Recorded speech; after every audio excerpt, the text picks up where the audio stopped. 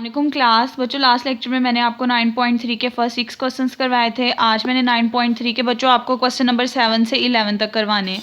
ठीक है, 1 बाय 1 मैं आपको समझाती जाऊंगी और फिर आप लोगों ने बच्चों देखते जाना है कि क्या कर रही हूँ मैं। अब देखिए, सबसे पहले 9.3 के क्वेश्चन नंबर 7 से आज हमने स्टार्ट करना है। क्वेश्चन नंबर 7 में हमारे पास क्या कहा हुआ है कि if F of X Y Z equals to zero, हमें एक फंक्शन दे दिया हुआ है कैपिटल एफ और उसके अंदर 3 वेरिएबल आ रहे हैं। पहला एक्स है, फिर वाई है, फिर जेड है और वो इक्वल टू ज़ीरो है। अगर उन्होंने कहा ये इक्वल टू ज़ीरो है तो आपने फार्मूला बताना है कि partial Z over partial X और partial Z over partial Y का फार्मूला क्या बनता है।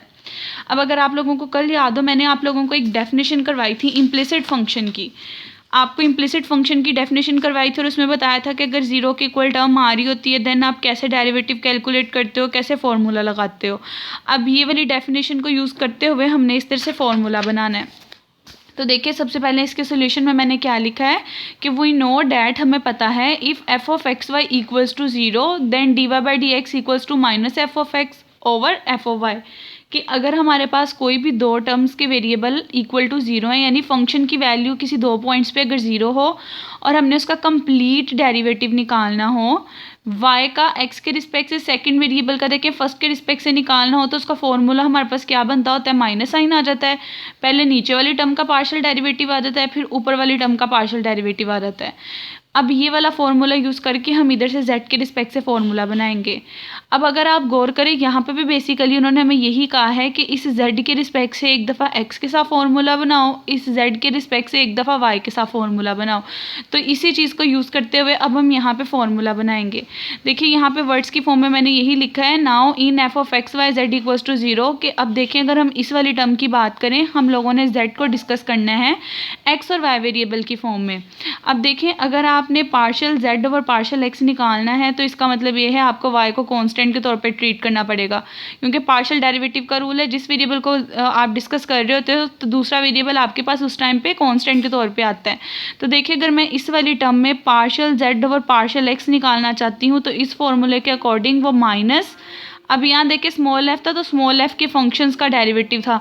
अब यहाँ कैपिटल एफ है तो कैपिटल एफ के फंक्शंस का डेरिवेटिव आएगा और z ओवर एक्स का फॉर्मूला किसके इक्वल होगा, जो चीज़ यहाँ होती है उसका डेरिवेटिव ऊपर आता है पार्शियल, जो चीज़ ऊपर होती है उसका पार्शियल डेरिवेटिव नीचे आता है अकॉर्डिंग टू दिस फॉर्मूला।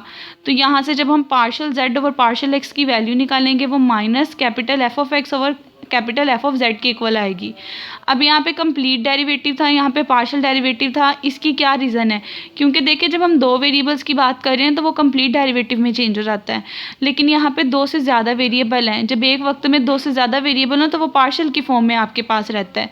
ठीक है, क्योंकि उसके रिस्पेक्ट से इस टाइम वाई कॉन्स्टेंट आ रहा है। तो आपने इस तरह partial z over partial x का फॉर्मूला बता दिया। सिमिलरली आपको हो गया, अगर आपने partial z over partial y निकालना है तो उसका फॉर्मूला आपके पास ये बनेगा।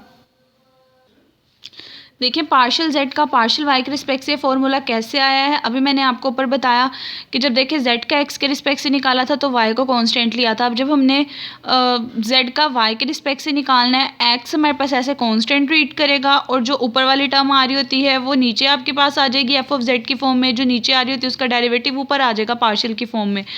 और ये बच्चों यहाँ से हमने फॉर्मूला देख के इन दोनों फार्मूलाज को लिखा है। यहाँ पे स्मॉल एफ जो क्यों था, क्योंकि यहाँ स्मॉल एफ आ रहा था, यहाँ कैपिटल एफ था, इसी वजह से यहाँ कैपिटल एफ आ रहा है। तो यहाँ से आप बता दोगे कि आपके पास इस तरह partial z over partial x और partial z over partial y की जो वैल्यू है वो भी बेसिकली पार्शियल डेरिवेटिव्स ही होते हैं, और किस फॉर्म में होते हैं, x और y की फॉर्म में यहाँ पे वेरिएबल्स होते हैं। यानी जो आपका बेसिकली z होता है वो ऐसे function of x and y deal होता है जब आप इनकी वैल्यूज़ कैलकुलेट करते हो।